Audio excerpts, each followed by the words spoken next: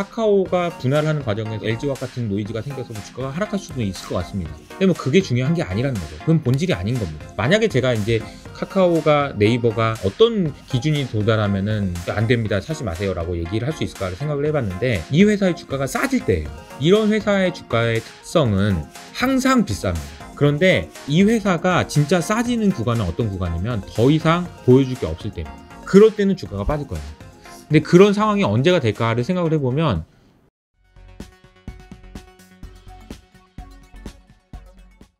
이 팀장님께서 이제 아까 모두에 말씀하신 두 가지 프레임, 이제 그 디플레라는 것하고 그 다음에 이제 보이지 않는 세상 두 가지 프레임인데, 이제 보이지 않는 세상 중에서 가장 강조하시는 게 또 무형 자산이잖아요. 그러니까 무형 자산이 왜 또 그렇게 중요한지. 그래서 이제 석 달 전에 저희 채널에 나오셔서 그 말씀하신 것도, 자 그냥 앞 5년 보고 카카오하고 네이버 사라 라고 말씀하신 것도 이제 그런 무형 자산을 이제 중요하게 생각하셨기 때문에. 저는 그 영상이 그렇게 많이 될 줄 몰랐고, 저도 솔직히 네이버랑 카카오가 이렇게 많이 오를지도 몰랐어요. 근데 저는 이제 큰 방향성이 그쪽으로 정해졌고, 이미 뭐 경제가 회복된다라는 그런 팩터도 중요하지만, 코로나 이후에는 어떻게 될 거냐 생각을 해보면 저는 이게 너무 명확한 것 같다 이렇게 말씀을 드렸는데, 주가 너무 빨리 오른 것 같긴 해요. 그렇죠. 네, 그런 건 있는 것 같습니다. 네. 근데 궁금한 게 말이죠. 네네. 이게 무형 자산이라는 건 아까도 말씀하셨다시피 이제 고용과 투자를 유발하지 않는 거란 말이죠. 뭐 유발하지만 굉장히 이제 뭐 소위 이제 유발 계수가 굉장히 낮은 네. 이제 그런 거잖아요. 이 무형 자산이라는 보이지 않는 세상이라는 프레임하고, 이제 아까 말씀을 쭉 하신 이제 디플레 압력이라는 프레임하고 이제 만나면은 이제 결국은 디플레 압력은 훨씬 더 커질 거다. 컵은 훨씬 더 커질 거다 생각보다. 네네. 이제 이렇게 볼 수 있는 걸까요? 그러니까 이렇게 설명드리는 게 맞는 것 같아요. 컵의 크기가 커진다라는 얘기가, 제가 이제 비유를 들었지만 자꾸 이제 그런 연결이 돼서 확장이 되는데, 세상의 크기가 커지는 게 아닐까. 우리가 부채가 커진다라는 얘기를 많이 해서 걱정을 많이 하시잖아요. 맞죠, 걱정하는 게. 근데 부채가 커지면은 동시에 뭐가 커질까요? 이게 또 중요한 게 아닌가. 우리가 부채가 커진다고 해서 야 가계빚이 이렇게 커져서 큰일 났다라고 얘기를 하는데, 그럼 반대쪽에서는 뭐가 커지고 있는 걸까요? 크레딧이 커지고 있는 거죠. 다시 얘기하면 항상 그게 양면성이 있는 겁니다. 부채라는 거는 영어로 liability예요. 예. 이거는 의무인 거죠. 예. 갚아야 되는 의무의 부채고, 부채라는 거는 돈을 누군가는 줬다는 얘기잖아요. 그 준 사람 입장에서는 뭘 들고 있냐면 신용을 들고 있는 거예요. 그렇죠. 내가 너를 믿으니까 돈을 빌려준 거지. 그런 거잖아요. 그죠? 믿는 거예요. 그러면 이쪽의 사이드에서는 크레딧이 커지는 거고, 이쪽 사이드에는 라이빌리티가 커지는 거다. 그러니까 부채가 커진다라는 게 괜찮다라는 얘기가 아니고, 부채가 크레딧보다 더 커졌을 때 이제 문제가 되는 거죠. 그렇죠. 근데 부채가 커진다라는 것도 중요하지만 크레딧이 커진다는 것도 중요한 게 아닌가. 그러면 크레딧은 왜 커지냐? 제가 이제 국장님을 과거에 이제 이렇게 인터넷이 발전하지 않고, 예를 들자면 유튜브가 없으면 만날 기회가 있었을까요? 없죠. 없습니다. 그러니까 이게 기술이라는 것을 통해서, 그리고 이제 이렇게 만나 뵙고, 예전 같았으면 뭐 핸드폰도 없었다 예를 들어서 그런 상황이었다면 돈 빌려달라고 그러면 무슨 생각을 갖고 돈을 빌려주겠어요. 그러니까 우리가 생각할 수 있는 그 크레딧의 크기는 기술의 발전 때문에 지금 커지고 있는 거다라는 그렇죠. 거죠. 이제 스타트업에 이제 VC들이 투자할 수 있는 것도 미래 수익에 대한 신뢰 뭐 이런 거잖아요. 근데 이제 문제가 되는 거는 항상 뭐냐면 과도한 신뢰, 쓸데없이 꺼꺼인 경우인 걸로 밝혀질 때 이제 문제가 되지만, 제가 생각하기에는 지금 이제 시장의 그런 분위기나 이런 걸 봤을 때 아직 그 부채가 문제가 된다라고 얘기하기에는 좀 민망한 거죠. 예. 왜냐하면 부채가 문제가 됐을 거면은 이미 그 얘기가 나왔어야 되는 건데, 그런 상황은 아닌 것 같다라는 생각이 먼저 들고요. 두 번째는 이제 무형자산에 대한 이야기를 하기 위해서 제가 이제 드리고 싶은 말씀은 뭐냐면, 보이지 않는다는 거예요. 그럼 뭐가 안 보이는 거냐? 왜 자꾸 안 보인다고 하는 거냐? 이제 우리가 주식 투자를 하기 위해서 기업을 볼 때 제일 먼저 참고하는 것이 재무제표죠. 재무제표를 보고 이게 이렇게 되는구나. 그리고 손익계산서. 그러니까 손익계산서에 나와 있는 걸 보고 얘네들이 돈을 이렇게 벌었구나. 그리고 재무상태표를 보면서 얘는 이런 상황이구나 라는 거죠. 근데 무형자산은 안 보인다는 거예요, 재무제표에. 그래서 재무제표를 보고 판단하기가 어려워진다라는 겁니다. 이게 저는 되게 중요한 개념인 것 같아요. 그래서 제가 보이지 않는다고 얘기하는 거죠. 단적인 예로 보이지 않는 세상에서 그러니까 무형자산의 밸류에이션을 제가 이제 요즘에 말씀드리는 거는 제일 유명한 경제 유튜브 채널인 3프로 TV의 밸류에이션이 어느 정도 되냐. 이거 뭐 800억, 1000억, 뭐 800억, 1000억 얘기 네, 나오잖아요. 나오잖아요. 네. 그럼 어떻게 보세요? 800억, 1000억 적당한가요? 아니면 비싼가요? 그거 싼가요? 싸다 비싸다를 어떻게 알 수 있겠어요? 그러니까요. 네. 근데 투자한 사람이 있으니까 네. 아, 그 돈에 투자한 사람이 있다는 얘기는 더 올라갈 수 있을 거라고 생각하는 사람이 있으니까 투자를 했겠고, 아니면 이 정도의 가격이면은 나는 3%와 같이 하고 싶다라는 사람이 있으니까 그렇죠. 그랬을 거고. 그렇죠. 그리고 아, 내가 좀 더 나아가 보면 내가 이 돈을 들여서 만드는 것보다는 3%랑 같이 하는 게 낫겠다 라는 생각을 했을 수도 있는 거잖아요. 그러면 그런 식으로 해서 무형자산은 평가가 되는데, 그렇죠. 3%가 가지고 있는 3%라는 무형자산, 그러니까 무형자산이죠 사실상. 그렇죠. 그게 3% 재무제표에 나와 있는 것도 아니고 하나도 안 나와 있죠. 3%라는 무형자산 가치를 어떻게 평가할 수 있느냐. 제가 생각할 때 제일 직관적으로 이해하실 수 있는 방법은 리플레이스먼트 코스트예요. 다시 말하면 대체하는 데 드는 비용이에요. 3% 같은 3%만한 거를 걸 이제 만들 경우 만들려면 돈이 얼마나 들까? 음. 우리 이제 티타임즈에서 3%처럼 되고 싶어요. 그래서 돈을 막 투자를 합니다. 작년에 했다면 좀 더 쉬웠겠죠. 그러니까 저희가 늘 후회하는 게 작년에 했을 걸, 작년에 또 쳤거나. 너무 열받아서 일단 그러니까 네. 미리미리 시작했을 걸. 그러니까요. 네, 그러니까 작년에 했다면 드는 돈이랑 네. 지금 하기 때문에 드는 돈은 너무 차이가 많이 나요. 쉽지도 않을 뿐더러 돈도 많이 듭니다. 그럼요. 그 얘기가 뭐냐면 무형자산의 가치가 시간이 갈수록 커졌구나라고 얘기할 수 있는 거예요. 이게 유형자산과 무형자산의 가장 큰 차이입니다. 유형자산은 시간이 가면, 건물은 시간이 가면 20년, 30년 되면 감가상각이 돼서 에이, 가치가 없다라고 얘기를 하잖아요, 다들. 공장도 그렇고. 근데 무형자산은 특히나 그냥 어중이 떠중이 무형자산은 아닙니다. 이거는 돈이 되는 가치 있는 거라는 것이 증명이 이미 끝난 무형자산의 경우에는 이거는 계속 가치가 커지는 거예요. 그렇죠. 시간이 갈수록 커지는 거예요. 그러니까 플랫폼이라는 게 그렇잖아요. 플랫폼이라는 게 돈을 못 벌더라도 일단 플랫폼은 사람을 모으는 것이잖아요. 예를 들어 3%라면 저 사람이 3% 보기 때문에 나도 봐야 될 것 같은 그렇죠. 그런 네트워크 효과가 쫙 맺어지는 거잖아요. 그래서 시간이 갈수록 가치가 더 커지는 거예요. 왜 시간이 갈수록 어려운지를 저도 생각을 해보면 우리나라에는 수많은 사람들이 3%에서 보낸 시간이 누적해보면 너무 긴 시간이에요. 하루면 몇만 명씩, 몇 시간씩 그 시간에 거기서 놓아서 노는 거잖아요. 시간을 갖고 보내잖아요. 그 시간이 누적되는 거거든요. 이게 되게 따라가기가 어려운 거죠. 이게 이제 3%를 설명드리면 좀 더 이제 더 이해가 되실 것 같아서 말씀드렸는데, 이건 비단 3%만의 문제일까요? 페이스북은, 애플은, 이런 네이버가 만드는 제페토라는 플랫폼, 아니면은 카카오가 만든 카카오라는 플랫폼은 과연 이게 올해 말고 내년에 만들면 올해보다 돈이 얼마나 더 들까? 그러니까 이런 생각을 해보면 이 플랫폼의 가치, 무형자산의 가치를 평가하는 그런 되게 중요한 인사이트를 얻을 수 있다는 거죠. 근데 여기서 중요한 포인트는 이미 증명이 끝났거나 이미 좋은 무형자산이어야 된다는 게 중요해요. 그냥 무형자산, 야, 나 이거 이 정도 무형자산 있어 라고 얘기하는 건 안 돼요.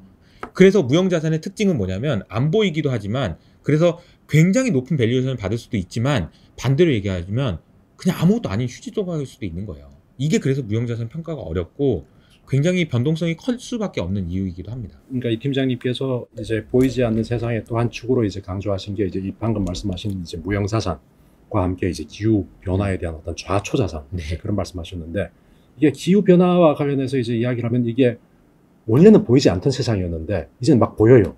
이게 지금 뭐 저기 캐나다하고 미국 난리 났잖아요. 불 네네. 때문에. 네네. 또 해수면도 올라가고 네네. 난리 났잖아요. 네. 또 EU 같은 곳에서 굉장히 악박의 하반기부터 뭔가 당장 액션을 취할 것 같은 그런 움직임이잖아요. 네네. 이게 완전 이제는 보이게 된 세상이 된 것 같다는 그런 생각이 들더라고요. 저는 아직도 많은 네. 분들이 전혀 못 보고 있다고 생각합니다. 아직도 그게 뭔지도 모르는 분이 더 많고, 제가 이제 얘기해보면 제 체감입니다. 제가 얘기하는 거를 야, 다 알고 있는 얘기를 뭐 이렇게 많이 하냐? 이렇게 얘기하시는 분들에 비해서 이런 게 있었어? 라고 얘기하시는 분이 비중이 훨씬 높아요. 그러니까 제가 이제 뭐 그런 분들을 뭐 폄하하거나 그런 게 아니고 그런 분들이 아직도 많다라는 얘기예요. 그러니까 저는 아직도 기후 위기가 돈을 벌 수 있는 기회가 있다라고 생각합니다.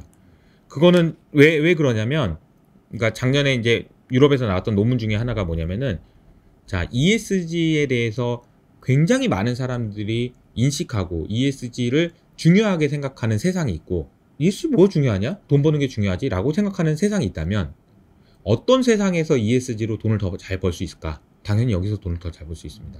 왜냐하면 ESG는 더 중요해질 거니까요. 그러면 유럽에서 돈을 더 잘 벌 수 있을까? 한국에서 더 잘 벌 수 있을까? 한국의 기회가 더 많다는 얘기기도 합니다. 다시 말하면 한국에서는 ESG에 대해서 왜 ESG가 뭐가 중요해? 라고 생각을 하는 사람이 많으니까 오히려 나는 ESG를 중요하다고 생각하면 그 생각, 그 사고방식, 그 사고의 틀로 돈을 벌 기회가 더 많다는 그렇죠. 거예요. 네. 이건 마치 1990년대에 PER이라는 개념을 처음 한국에 도입했던 가치 투자자들의 생각과도 일치합니다. 그게 무슨 얘기냐면 그때는 PER이라는 개념이 없었어요. PER이 뭐야? 야, 기업이 이익을 100억 벌면 100억 버는 회사가 50억짜리야. 50억으로 거래되고 있어. 이건 말도 안 되잖아. 1년에 100억을 버는 회사가 어떻게 50억이야. 이거는 200억, 300억은 돼야지. 그러면 PER이 2배, 3배인데. 이 개념을 가지고 그냥 아주 낮은 PER에 있는 회사들을 싹 긁어 모으면 엄청난 돈을 벌 수 있었던 거죠. 왜냐면 그걸 몰랐던 거니까, 사람들이. 근데 지금은 똑같은 개념으로 ESG가 중요하다는 개념을 아직 투자자분들이 모르고 있다라는 사실 때문에 이것 때문에 돈을 벌 수 있는 기회가 있다라는 거예요. 그러니까 돈을 벌 수 있는 기회가 된다는 이야기는 그만큼 리스크가 크기 때문에 이제 그런 거잖아요. 리스크가 크기 때문에도 그렇고 반대로 얘기하면 ESG 등급이 좋은 회사를 골라내고 ESG 등급이 더 좋아질 회사를 골라내고 이런 사고방식을 가지고 투자를 하시는 것이 초과 성과를 낼 수 있는 기회가 분명히 있다라는 거죠. 어떻게 가려내죠? 그러니까 뭐냐면은 기후 리스크가 이제 기업의 밸류에이션에 반영이 될 거다. 그럼 어떻게 반영이 될 거냐? 측정할 수도 없는데 네. 어떻게 반영이 될 거냐? 팀장님 쓰신 보고서를 보니까 금리를 시작으로 반영이 될 거다. 네. 이제 여기서 금리는 이제 시장 금리가 아니라 그 기업에 기업의 적용되는 금리죠. 그렇죠. 계속 말씀하신 그러니까 COE라는 네, 네. 주주들이 얼마나 이제 요구하느냐. 그렇죠. 그다음에 또 이제 은행들이 얼마나 이제 빌려줄 때 얼마나 이제 그 금리를 받아야 되는 조달 금리. 이제 이 금리로 이제 시작이 될 거다라고 말씀하셨는데 그 말씀을 좀 한번 해주십시오. 되게 재밌는 이야기를 좀 들어볼게요. 네, 네. 우리가 이제 투자와 투기를 구분할 때 이제 많이들 쓰시는 용어가 뭐냐면 투자는 밸류에 집중하는 거고 투기는 프라이스에 집중하는 거다. 이렇게 말씀 많이 하시거든요. 그러니까 투자라는 것은 그 기업의 가치가 계속 시간이 갈수록 커지는 것에 베팅해서 그 회사와 같이 동행하는 거다. 이게 주식 투자다라고 얘기하시잖아요, 많이들. 근데 이제 그렇지 않고 가격에 집중하시는 분들도 굉장히 많습니다. 뭐 소위 말하는 이제 트레이딩을 한다라고 하죠. 그래서 삼성전자가 쌀 때 샀다가 비쌀 때 팔고 이거는 사실은 그 회사가 잘 되냐 안 되냐하고는 관계가 없어요. 그냥 가격을 이용하는 거죠. 그래서 그걸 투기라고 얘기를 하거나 아니면 트레이딩이라고 얘기합니다. 그러니까 제가 이제 말씀드리는 거는 이건 투기는 안 좋은 겁니다. 이렇게 얘기하는 게 아니고 그렇게 이제 보통은 분류를 많이 해요. 근데 이 말씀을 드리는 이유는 자, 투자라는 것은 밸류가 여기 있어요. 근데 프라이스가 여기 있습니다.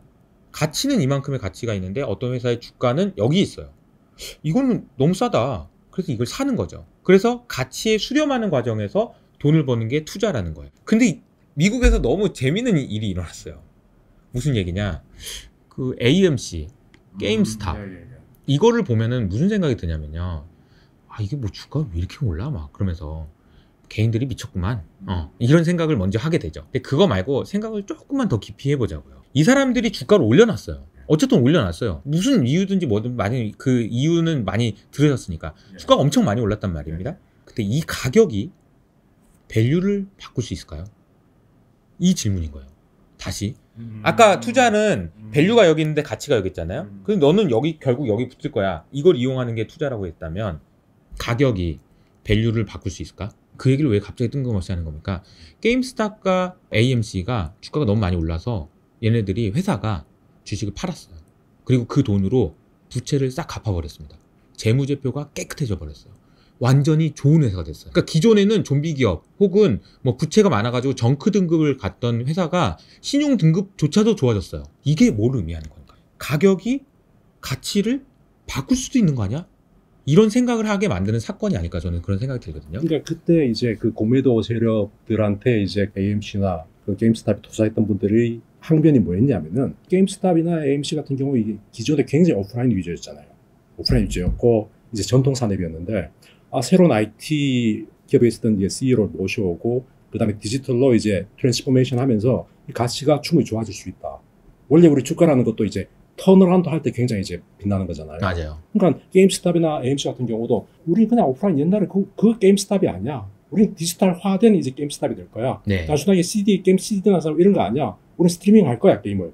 이제 이렇게 바뀔 수 있다는 이제 기대를 가지고 있었잖아요. 맞아요. 실제도 그렇게 이제 변해 왔었고 변하고 있는 중이고. 네. 그러니까 거기에 대해서 그러니까 헤지펀드들의 얘기는 뭐냐면 아 그래 변화되는 건 맞다.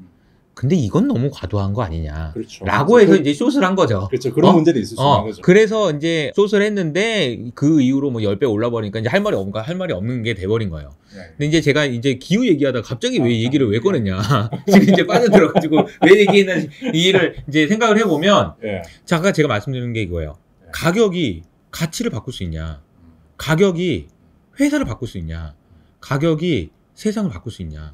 이 질문으로 이어지는 거예요. 자, 무슨 말이냐면 ESG 하면서 ESG와 관련된 회사로 돈이 들어가요. 그리고 ESG 잘 안 하는 탄소 배출 많이 하는 돈을 빼요. 가격이 바뀌는 겁니다. 그러면 회사가 바뀌는 거예요. 그 대표적인 예가 테슬라인 거예요. 작년에 테슬라 주가 많이 올랐죠. 테슬라 주가 많이 오른 것도 중요하지만 테슬라가 그 과정에서 그 주가를 이용해서 자금을 조달했다는 것도 중요해요. 12조 원이나 되는 돈을 조달했잖아요. 어떤 비용이 들었나요? 비용이 들지 않았습니다. 근데 그 비용이 들지 않게 해준 건 누군가요? 테슬라의 투자자들이었어요. 테슬라의 투자자들은 무슨 생각으로 그렇게 한 건가요? 물론 테슬라가 잘 될 거라는 거에 베팅한 것도 있지만 한편으로 결과적으로 해석을 해보면 테슬라야 네가 세상을 구해라. 네가 전기차를 만들어서 더 빨리 보급을 시키고 그렇게 해서 지구가 온난화되는 걸 막아라 라는 의미일 수 있다라는 거죠. ESG 관점에서 보면 그런 해석이 가능하다는 거예요. 주가가 그렇게 많이 올랐다는 얘기는 반대로 얘기하면 COE를 그만큼 낮춰줬다는 얘기고 금리를 낮춰줬다는 얘기는 뭐냐면은 야 니네 더해 네가 더해 라는 얘기로 이어질 수 있다는 겁니다. 그럼 기후 리스크에 대비한 그 변수가 이제 우리가 이제 예전에 이제 무형 자산에 대해서는 밸류를 굉장히 높이 쳐줬잖아요. 무형 자산에 대해서는 tele폰이나 데이터에 대해서는. 근데 기후 역시 기후 변화를 정말 잘 준비하고 있는 회사. 그리고 그쪽으로 에코로 이제 빨리 트랜스포메이션 할 수 있는 회사에 대해서는 더 밸류를 훨씬 더 높게 줄 수 있는 세상이 그러니까 올 수 있다는 말씀이시잖아요. 지금 이미 왔죠. 이미 왔고 앞으로 더 계속 될 것 같습니다. 이제 어제 나온 뉴스 중에서 모 회사가 있는데 이 회사는 이제 뭐 석탄 이렇게 뭐 관련된 비즈니스를 하는 회사입니다. 이 비즈니스 하는 회사가 회사채 시장에서 돈 좀 빌려주세요 라고 얘기했어요. 아무도 응찰하지 않았습니다. 무시했어요. 쏴한 거죠. 지금 분위기가 저 그 뉴스를 보고 약간 소름 돋았어요. 벌써 이렇게 된다고? 안 빌려줘요. 이게 세상을 바꾼 이게 아까 제가 그 AMC 그 비율을 드린 거가 연결이 되는 겁니다. 가격이 바뀌어요. 이 회사가 빌릴 수 있는 돈의 가격이 바뀌는 거예요. 금리가 바뀌는 거예요. 그러니까 너 이거 석탄 계속 할 건데 내가 너한테 돈을 빌려준다고? 안 빌려줘. 심지어 빌려준 돈 내놔. 이게 금융으로 가격으로 세상을 바꾸겠다는 ESG의 정신인 거예요. 제가 보기에는. 근데 과연 그게 되냐 안 되냐 그거는 뭐 차치하더라도 어떻게 될 것 같냐라고 물어보신다면 당연히 저는 그게 강화될 거라고 보는 거죠. 그 흐름은 누가 봐도 그렇게 되고 있는 거죠.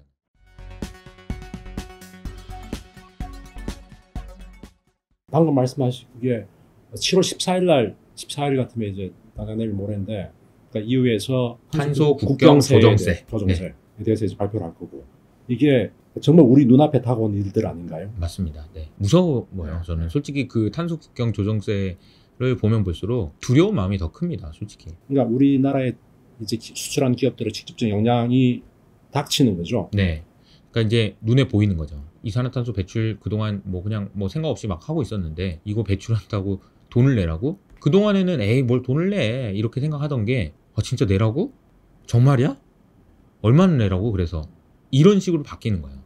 그러면 이제 점점 이게 내가 가지고 있는 게 좌초자산이구나 라는 생각이 들게 된다는 거죠. 이게 보이지 않는 것에서 보이는 것으로 넘어가는 과정에서 제가 이제 비유를 하는 게 무형자산이랑 비유를 하는 이유가 그래요. 무형자산은 그나마 보입니다. 이제는 사람들이 많이 인정해요. 작년에 제가 1년 내내 무형자산에서도 그런 것도 있지만 사람들이 이제 무형자산 인정해요. 그래 무형자산 그래도 그래. 카카오 올라간 거 보니까 말이 맞는 것 같다. 근데 무형자산이 보이기 전에는 어떤 현상이었었냐면은 카카오가 플랫폼이라는 거 그 카카오톡이라는 플랫폼을 만들어 걸 다 보고 있었어요. 눈에 보이잖아요. 근데도 인정 안 해줬어요. 왜? 돈을 못 버니까. 야, 이거 돈 버는 거 맞아? 니는 나중에 이거 만약에 카카오톡 이게 지금 뭐 5천만 명 다 있다고 해도 여기다가 광고 붙이면은 사람들이 안 쓸걸? 이 생각도 되게 많았고, 그래서 카카오가 끝까지 버티고 버티다가 마지막에 이제는 더 이상은 갈 수 없다.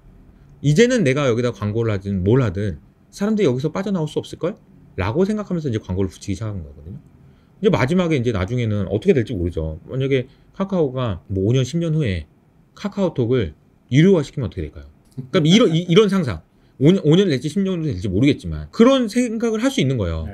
야, 카카오톡을 쓰려면은 1년에 뭐 얼마씩 내. 그럼 안 낼 거냐? 최근에 이제 구글에서 사진 클라우드 하는 거 돈 내라잖아요. 안 낼 수 있냐는 거죠. 저희 유튜브 지금 하고 있잖아요, 열심히. 네. 유튜브 하면은 광고비가 나오죠. 왜 어떻게 해서 계산되는지 혹시 아세요? 그 계산 산식? 아니요. 뭐 아는 사람은 전혀 없습니다. 전 세계에 아무도 없어요. 구글이 계산해서 주는 거예요. 주는 대로 받아 먹는 거예요. 근데 주는 대로 받아 먹다가 뭐 왜 이렇게 안 줘? 얘기할 수 있나요? 없어요. 아주 감이 어디? 아니 그러니까 지금 구글에서 아니 유튜브에서 주시는 것만으로도 감사하죠. 아유 이거 뭐 감사하죠. 이렇게 되는 거지. 그러니까 이제 어느 순간에 그러다가 어느 날 갑자기 안 줘. 그럼 어떻게 할 거야? 이게 그러니까 이 플랫폼이 갖는 그런 그 권력이나 이런 거는, 그러니까 많은 분들이 이제 오해하시고 약간 제가 보기에는 약간 착각을 하시는 게 이 권력이나 이런 거에 대해서 너무 독점이다. 세금을 내라.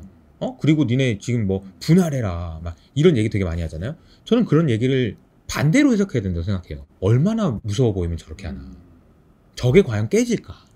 구글이 가지고 있는 유튜브라는 플랫폼이 이제 깨질 수 있는 건가?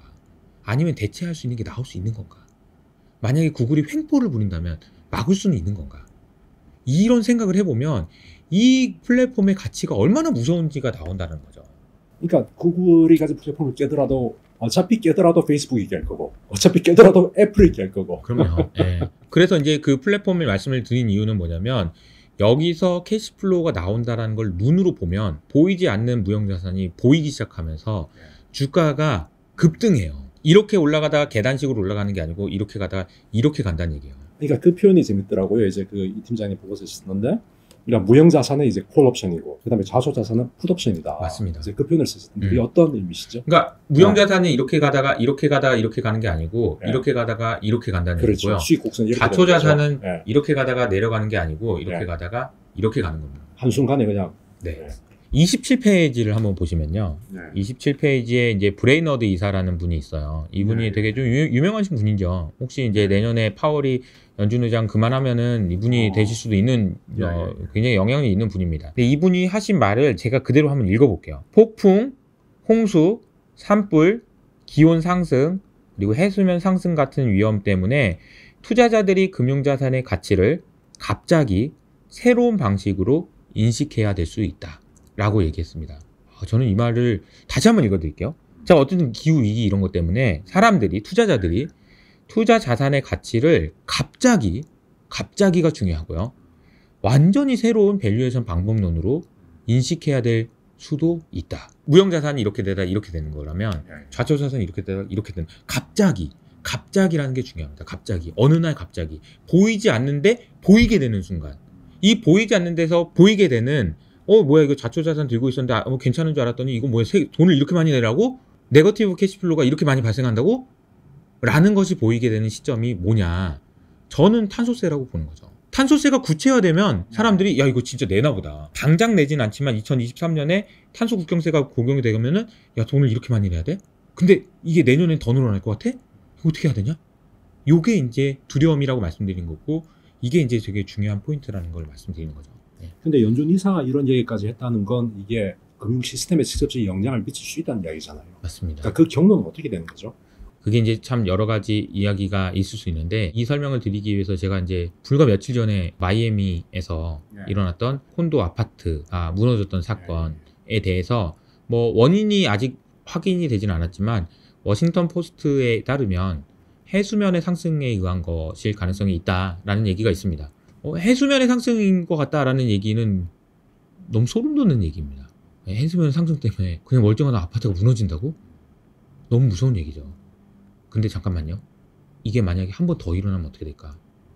해수면의 상승 때문에 이 아파트 말고 다른 아파트가 무너지면 어떻게 될까? 그러니까 해안가에 있는 아파트 같은 경우 다 이제 이럴 수 있겠구나. 아니 지금은 그런 생각하는 사람 없죠. 그리고 당장 그런 생각을 할 거라고 겁을 주는 것도 아닙니다. 저희가 이거는 오해하지 마시라고 제가 드리는 말씀이에요. 이거 다 무너집니다. 해변가에 사시면 안 돼요. 산으로 가세요. 이 얘기 아니에요. 근데 하나 더 무너지면 사람들이 어떻게 생각할까? 자산 가격을 움직이는 데는 중요해요. 왜냐면 자산 가격은 생각으로 하는 거니까. 그렇죠. 그럼 어떻게 될까요? 연준이 들고 있는 MBS가 확인해 보니까 2조 5천억 달러 정도 됩니다. 그게 다 부동산을 담보로 한 대출이에요. 그러니까 그런 아파트를 하나씩 분기가 되면은 이제 그 MBS의 가치가 떨어질 수 있겠죠. 그렇죠. 근데 MBS 가치가 떨어진다는 얘기는 무슨 얘기일까요? 그러면 금리가 올라간다는 얘기입니다. 금리가 올라가면 어떻게 될까요? 사람들이 돈을 더 내야 돼요. 소비하던 거 그냥 막 MBS 돈 빌려가지고 쓰던 거 돈 갚아야 되고 금리 더 내야 돼요. 그러니까 담보대출로 이제 부동산 샀던 사람들은 힘들어지는 것이고. 그럼요. 그럼 어떻게 될까요? 그럼 자산 가격이 더 폭락합니다. 연쇄적으로 이동되면서 이렇게 굉장히 큰 리스크로 연결될 수 있다라는 생각을 하기 때문에 브레이너드 이사가 기후변화는 금융위기에 준하는 위험이다라고 얘기를 한 거예요. 그러니까 이 얘기를 그냥 뭘 해변가에서 뭐 이렇게 생각을 하면 안 되고 제가 이제 겁주는 거 아닙니다. 겁주는 건 아니고 그럴 가능성에 대해서 생각을 하고 있다라는 거예요. 그래서 해수면이 더 이상 올라가는 것을 막아야 되고 그래서 이산화탄소 배출량을 줄여야 되는 거고 그런 얘기를 한다라는 거죠. 자, 그러면 이제 시청자분들이 정말 궁금해해야 할 질문을 제가 마지막으로 좀 드려야 될 것 같은데요. 그러니까 결국은 자, 이 디플레의 시대, 디플레 시대라는 표현이 맞는지는 모르겠습니다만 디플레와 그 다음에 보이지 않는 세상의 프레임이 당분간 이어질 이런 어떤 프레임에서 과연 어떻게 투자해야 되냐 이제 이 말씀을 좀 드려야 될 것 같은데 말씀을 듣다 보니까 오히려 더 선명해지는 듯한 느낌은 들어요. 그런가요? 그죠? 네. 네. 그러니까 어떤 데 투자해야 될지 어떤 키워드를 한 몇 가지 좀 제시를 해 주실 수 있나요? 최근에 이제 말씀드리는 거는 퀄리티입니다. 퀄리티. 그러니까 퀄리티라는 얘기는 뭐 여러 가지 표현할 수 있지만 쉽게 말하면 망하지 않을 것 같은 회사. 망할 것 같은 회사가 여기 있고 망하지 않을 것 같은 회사가 여기 있으면 여기 있는 회사들을 투자를 해야 된다는 거죠. 그래서 이거를 이제 그 망할 위험을 측정하기 위해서 알트만 교수가 개발한 Z스코어라는 개념도 있고 그리고 이 회사가 이제 망하지 않기 위해서는 현금이 많이 있어야 된다라는 개념도 있고 그리고 ROE가 높아서 수익성이 좋아야 된다. 그리고 성장을 계속해야 안 망하니까 이런 키워드들이 연결이 되는 게 퀄리티라는 개념이에요. 그리고 또 중요한 개념은 외부의 환경의 변화와 관계없이 나 스스로 성장할 수 있는 그런 체력을 가지고 있는 회사. 다시 말하면 경제가 좋든 안 좋든 상관없이 나 스스로 성장할 수 있는 회사. 이게 이제 퀄리티가 높은 회사인 거거든요. 근데 이제 이거는 기존의 방식대로 얘기하는 퀄리티인 거고 제가 오늘 말씀드렸던 기후위기라는 관점에서 또 생각을 해보면 퀄리티가 있다라는 회사, 즉 망하지 않을 수 있다라는 회사는 자초자산을 덜 들고 있는 회사 그리고 기후위기 전환 과정에서 적응을 빨리 할 수 있는 회사 그래서 좀 더 좋은 조건으로 돈을 빌릴 수 있는 회사 그리고 주가가 더 많이 올라갈 수 있는 회사 이 회사에 집중하시는 게 투자의 관점에서 굉장히 중요하다는 거죠.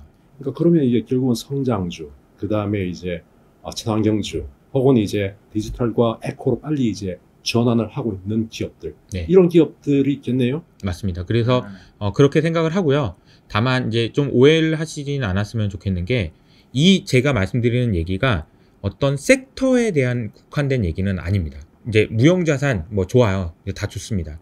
그런데 제가 더 강조해서 말씀드리고 싶은 얘기는 생존자가 될 수 있는 종목을 찾아내시는 것도 아주 중요하다. 무슨 얘기냐면 철강 회사가 전 세계에서 없어지면 안 돼요. 필요합니다. 그런데 ESG라는 그런 키워드를 통해서 살아남는 회사와 죄송하지만 그만하셔야 되는 회사로 나눠진다는 얘기. 그러면 우리의 판단 기준은 뭐냐면 이 퀄리티라는 기준은 뭐냐면 각 섹터마다 살아남을 회사들은 주가가 더 갈 수 있다는 얘기이기도 합니다. 그러니까 그런 식으로 연결해서 생각을 해보시는 게 좀 중요하지 않나. 그것만 잠깐 여쭤볼게요. 하반기 이제 전망 관련해서 보고서를 보니까 그 표현을 쓰시더라고요.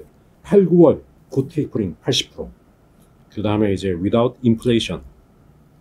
이제 그 표현을 쓰시던데 이제 이게 정확하게 어떤 의미시죠? 이제 테이퍼링 원래 without inflation이셨나요? 지난 보고서에서도? 네네. 그러니까 이제 이런 거죠. 그 8, 9월 달쯤에 테이퍼링이 구체화되면 인플레이션과 관련된 주식보다는 좀 더 제가 말하는 퀄리티 주식 쪽으로 이동을 할 수 있을 것 같다라고 말씀을 드렸는데 제가 이제 6월 달 FOMC 회의를 지나고 나서 조금 더 명확해진 것 같아요. 배드 테이퍼링이 될 가능성은 낮아진 것 같고 굿 테이퍼링으로 될 가능성이 높아지고 그리고 그 가능성이 좀 더 빨라지는 것 같습니다. 그래서 굿 테이퍼링이라는 얘기는 이제 연준이 컨트롤이 가능하다는 얘기거든요. 뭐 당황하지 않는다는 얘기예요. 쉽게 말하면 인플레이션이 올라가는 거 보고 어이구 나 어떻게 해야 되지? 이거 금리 올려야 되나? 아 이거 테이퍼링을 해야 되나? 그렇지 않아도 되는 환경인 것 같다라는 생각을 하시는 것 같습니다. 그 얘기는 테이퍼링이 언제 결정될지 모르겠으나 그게 결정되는 이후에는 이런 종목들이 더 갈 수 있을 것 같다라는 생각을 좀 정리한 거죠. 네. 제가 이 팀장님 뵐 때마다 이제 유튜브에서 뵐 때마다 참 후회가 돼요.